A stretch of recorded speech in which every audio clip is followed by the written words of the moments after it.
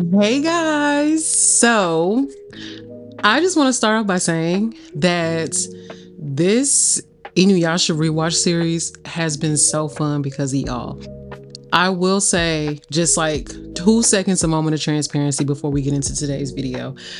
I was dreading so bad doing this series because, fun fact, I don't like Inuyasha. But when you watch things as a kid and then you watch it again as an adult, you either hope that it ages well or you find out that it just doesn't age well. This series has not aged well for me. However, y'all have made it so fun, and that's why I have been wanting to rewatch it, keep doing my videos, sharing my thoughts with you guys, because y'all are really what makes it fun. Like, from the conversations I have with you guys on TikTok to the conversations that we have on here. And even if we have conflicting differences, I still like to hear what everyone has to say in regards to this series. Like, we might not see eye to eye, but the respect is there, baby. And I just want to say, y'all are making this so fun.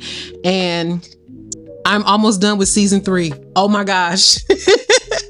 Y'all, I'm almost done with season 3. But we are going to talk about something that I wish, honestly, if it was done way better, this would have been like one of the best parts of the show. So today we are going to talk about the complicated dynamic between Kikiyo and Tsubaki. So let's just get on right into it. So even if you haven't watched Inuyasha since you were, a wee young child, you know who Tsubaki is.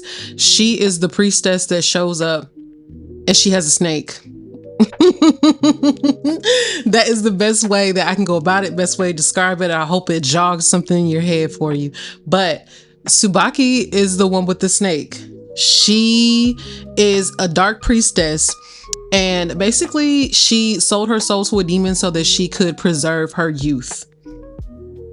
As someone that is 31 years old, I will never understand the whole preservation of youth thing. I think that aging is a beautiful thing, and I think that we should all embrace aging. But she obviously did not want to do that. And let's kind of get into her and Kikiyo's beef. Okay, so going back into this for me before I rewatched it, I remember Kikiyo basically maneuvering her curse back onto her, which is what we do see. However, I think that it is so crazy that this lady thinks that Kikiyo did her wrong when, in retrospect, Kikiyo was doing her job, which is to protect the jewel. It's like, did you really expect her to be weak? Did you really expect her to not protect the thing that she was supposed to protect? Like, this was her job. Like, she had given up basically the life that she wanted to live to protect this jewel. Tsubaki, girl, you really thought that Kikiyo, of all people, was going to let you just take the jewel?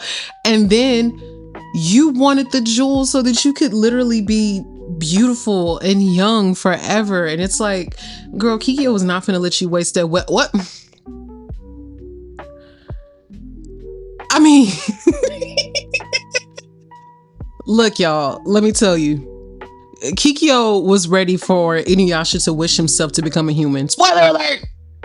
We ain't got that far, but I'ma just let y'all know, if y'all are here listening to me talk about it and you haven't rewatched it for yourselves or watched it at all, that is what Inuyasha and Kikiyo's plan was. They were going to take the jewel. He was going to wish himself to become a human, and they were going to live happily ever after in a nice little quiet village and have babies. That's what they wanted to do. So, in defense, if Tsubaki went and just talked to her like, hey, girl to girl, I just want to be pretty forever. Like, can I use the jewel to be pretty forever? And if Kikiyo said no, then she said no. But girl, you had to go try to steal it. Crazy.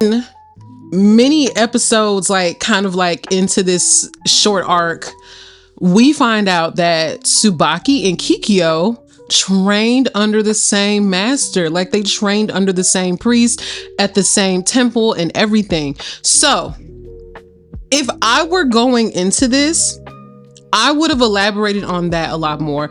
Like, we all know that Kikyo was supposed to protect this jewel. And I feel like if we would have started off Tsubaki's introduction with, oh, this is someone from childhood, I feel like, too, we could have gotten some more Kikyo lore, because all in all, they pretty much talk about the same things with Kikyo. She fell in love with Inuyasha. She was a priestess. She was supposed to protect the jewel. She's Kaede's older sister. Like, we really don't get a chance to actually dive and dig deep into Kikyo the way that I wish that we could have. And this would have been like the perfect time to use Tsubaki as basically like a tool to kind of edge into some more Kikyo lore. Like, we could have learned how she was as a student. We could have learned how their priest, their master, figured out like, okay, Kikyo's gonna be the one to protect the jewel, not you, Tsubaki. That would have been amazing, because like, she asked him, she's like, why did you give it to Kikyo and why didn't you give it to me? And we don't get an explanation. And I feel like that was just such a missed opportunity. And of course, like, we know how powerful Kikyo is. Like, she's so powerful that her power literally leaks over into Kagome. And that's just because how strong her soul was. And it's like, even when, which, let me just go on a tangent real quick. I feel like Tsubaki targeting Kagome was so crazy. Like, you don't know that girl, and suddenly you have beef with her. You don't know her. And it didn't make sense to me that Tsubaki went after Kikyo. Now, I could see if it was like a thing where Kikyo was being protective of the other part of her soul, because technically speaking, at this point, Kagome and Kikyo's souls are split into two, because when Kikyo was resurrected, of course, and the witch was trying to put her soul inside of Kikyo, of course, like, it was still going back to Kagome's body, because that is that soul's body at the moment. So they're split into two. And it would be, a thing for her to be like, oh, I gotta go rescue Kagome or do whatever, if she had a call to action with her other part of her soul when it came to Kagome. But she literally told Tsubaki, she's like, I don't care about what you do to Kagome. I don't care, if you rip every little hair off her head. But you're not going to touch Inuyasha, and you're not going to bring up any kind of triggers for him. And that was really interesting, how Tsubaki and Naraku had this whole plan. Well, more so Tsubaki, because Naraku was trying to tell her, like, look, girl, you might want to watch Kagome. She is not one to be played with. She is not as weak as you think. So you might want to really take this plan into consideration. Puts all this evil juju on the jewel, the huge jewel that they had, because the shard that Naraku had was huge. And keep in mind that they only had 3 shards. And it's so funny to think about, like, at this point, they had 3 shards and Naraku basically had the rest of the jewel. And he was just tossing it around and loaning it out to people like, hey, I got a job for you. Go handle that. You just got beat in a fight. And one of Naraku's insects literally takes the jewel shard. He's holding, she, whatever, is holding the jewel and coming out of her eye. That is crazy. That you can keep the jewel. Whole time they weren't going to keep the jewel. Even if they did that job and they handled that when it came to Inuyasha and his gang, they were not going to keep that jewel. Okay, Naraku was not going to let y'all keep that jewel, like, at all. That was just not even going to be a real thing. So Naraku is just running around here selling hopes and dreams that are literally never going to happen. So again, that whole thing just didn't make sense to me. Like, her basically saying like, oh, I'm taking over the other part of your soul and I'm going to do this to her. And Kikyo's like, I really don't care. Like, if we're being honest,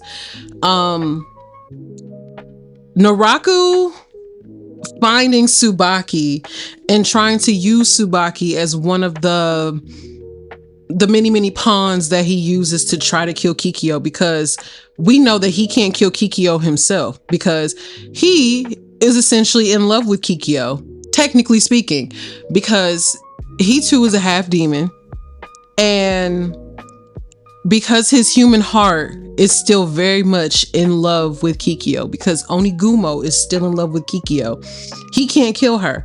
So he's trying to do everything in his power to get all these people around her to do it. But it's not working. It's not working. And it's like, Naraku, what are you doing? What are you doing, babe?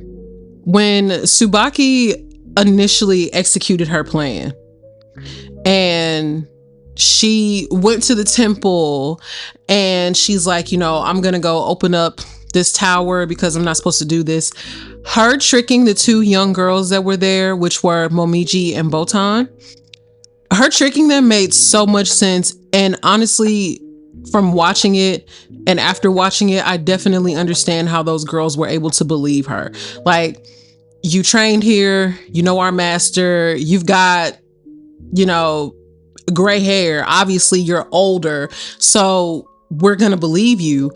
And the fact that she was able to tell them things that only priestesses that went there were able to tell them, again, I don't blame them. They were young girls. They wouldn't have known that she was now a dark priestess.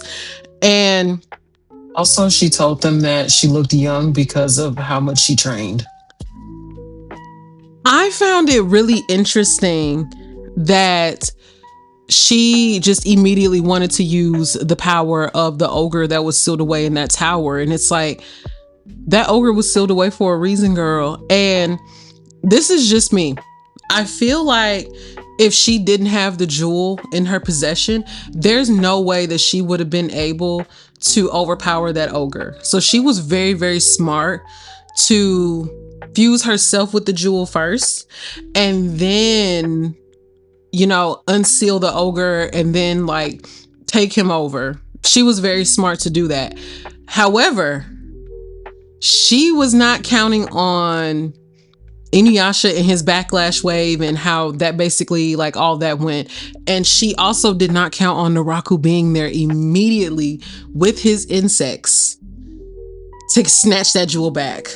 Y'all should have seen my face when he snatched that jewel out of her eye. I was like,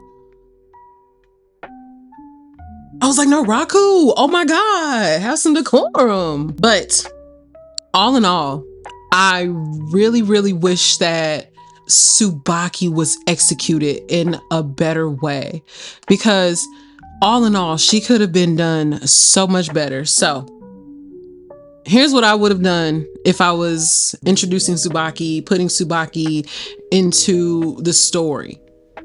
It would have started off with the flashbacks of, say, maybe a day or two before Kikyo is made the protector of the Shikon jewel, because we don't have to start right off when they're children. We don't have to do that, but we can just kind of help add some depth to it.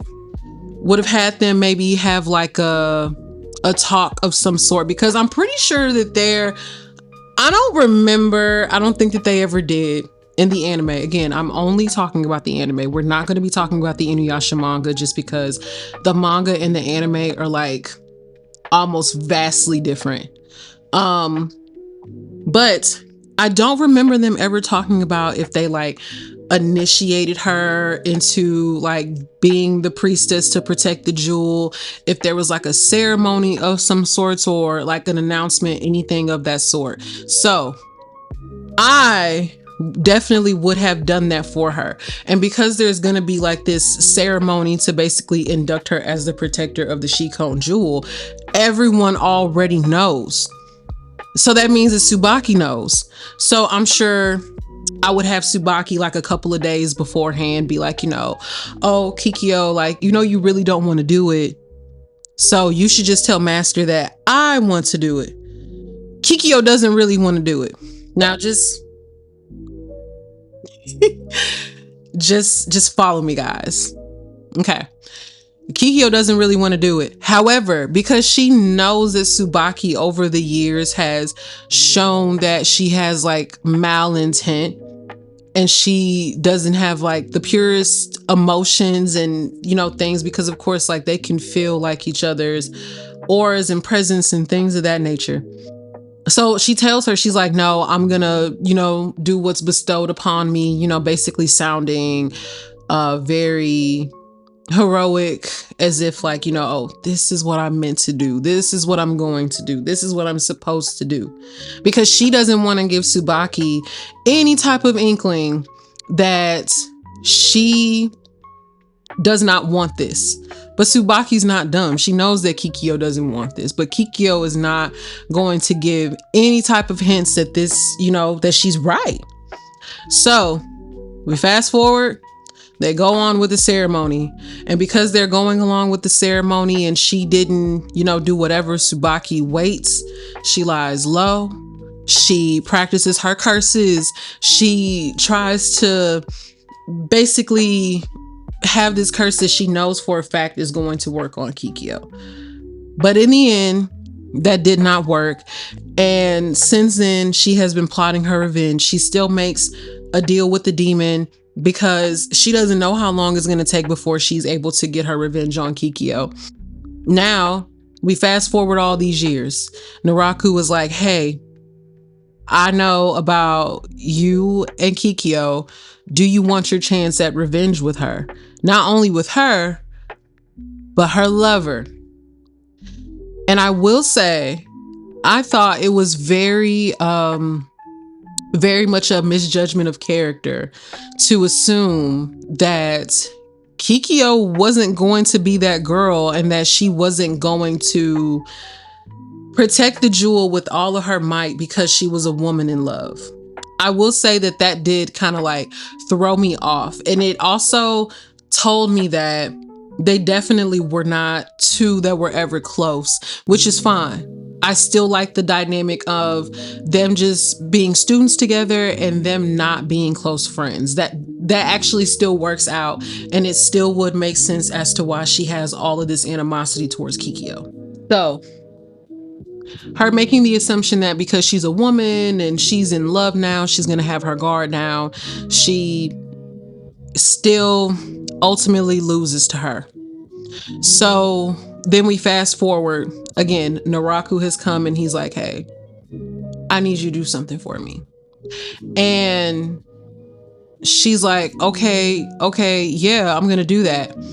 However, instead of her taking over Kagome, she could have taken over Inuyasha, found a way to like some kind of way have like a new spell that she's done. Because at this point, it's been 50 years since you and Kikiyo have had your spat. Over those years, over those decades, I would have the expectation that she would have learned a lot more. Her curses have evolved. It's a little bit more that's going on with this. And she ends up taking control of Inuyasha. And then this is when Kikiyo is like, oh, I need to step in. Because again, Kikiyo's never going to step in when it comes to Kagome. And then of course, like there was that scene when Kagome was like so much in a trance and Tsubaki was really, really trying to fight with her, that she had thought that everything was a dream because she had woken up and she was at home and no one knew what she was talking about when she had mentioned Inuyasha in her traveling back to the past. And Kikiyo was like, who are you? And even in that moment, which that's like another thing that we're going to talk about, but like even in that moment, like, and even after, like Kagome still couldn't answer that question. And it would have come up again, you know? So I feel like it would have made more sense if she would have taken over Inuyasha, because then Kikiyo's like, whoa, something's going on with him. I need to see what's going on with him. I need to find the source and the reason why something's not right. And she's going to do whatever it is that she has to do to then get to him to figure out like Inuyasha, like what's wrong, like what's going on.